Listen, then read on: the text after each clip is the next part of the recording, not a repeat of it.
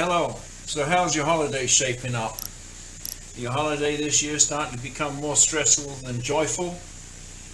Were past holidays not exactly what you wanted them to be?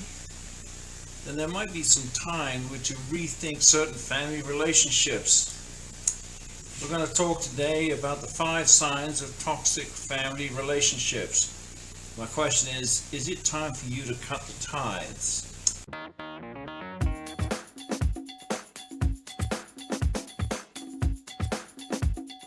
Hi, I'm Nigel Baines, Pastor Nige, and this is Religion Uncensored.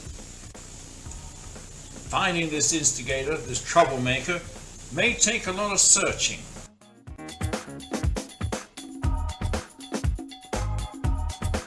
And it will be someone that, at first, will be the most unlikely person that you would think of. But it will be somebody that's very, very close to you.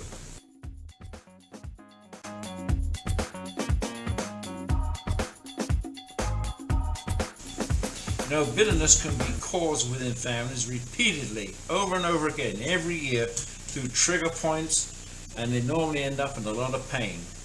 What happens is you end up resulting in an outburst of anger, drama, and an inner fighting.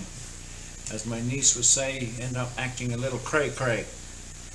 Others of us become very silent, sullen, and tormented inside because we're unable to express our pain because of the suppression of our responses. In James 4:1, we're told, "What causes quarrels and what causes fights among you? Is it not this, that your passions are at war within you?"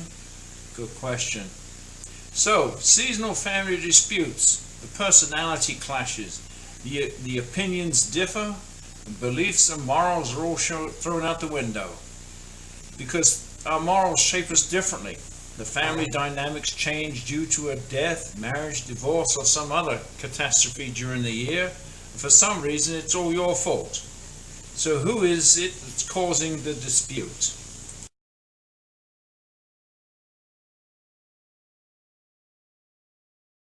So the 5 signs when it's time to cut off that toxic family tie.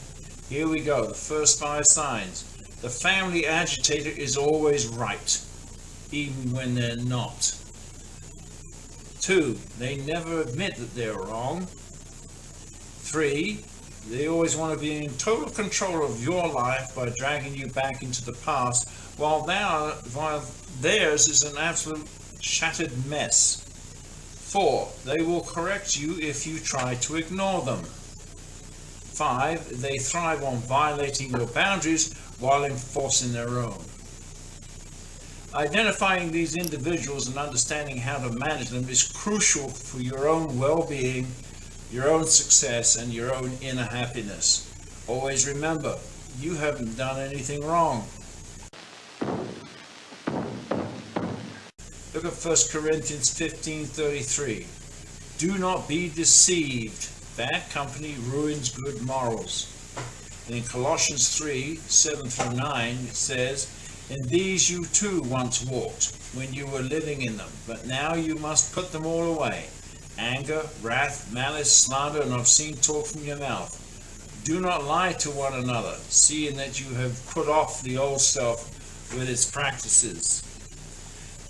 The causes of your anguish are less important than the effects, and those effects are inner anger, resentment, frustration, feelings of being manipulated, and that can be the worst feeling of all, because you are prioritizing your happiness over somebody else's dysfunction.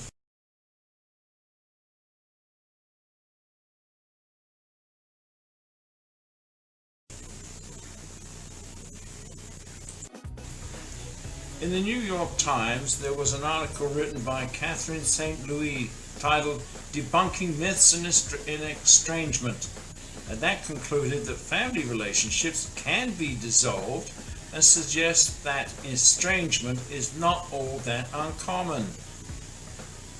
In the Chicago Tribune, a survey was conducted to gauge estrangement, the separation between parents and their adult children. It isn't that uncommon as we all believe. and this article was featured on ABC and NBC.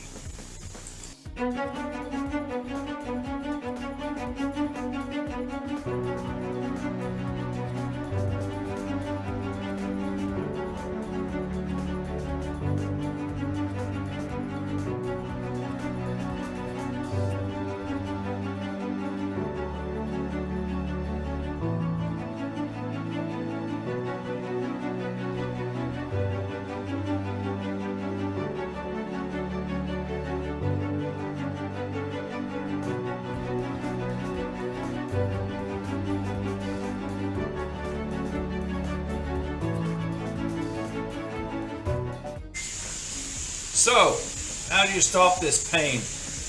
Cutting out this family manipulation will be the most important cut you'll ever make in your life. So I'm going to offer you here 4 ways to make that cut. First of all, distance yourself emotionally from those that are out to hurt you. 2, you have every right to leave and create space for yourself. Do it.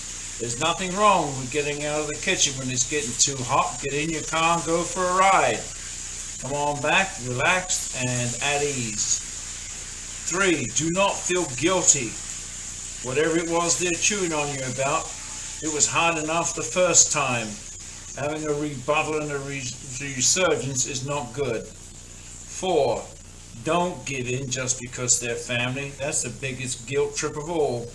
And look at yourself right in the mirror and say, I have value. And number 6 is the biggest of all. It's a 2-letter word. It is no. Say it often and say it with sincerity. Here's a scripture that I pray that may help you. 1 Corinthians 5. God judges those outside. Purge the evil from amongst you. Hey, this is Religion Uncensored. I'm Pastor Nage. God bless. Goodbye. Peace. I'm out of here. Bye.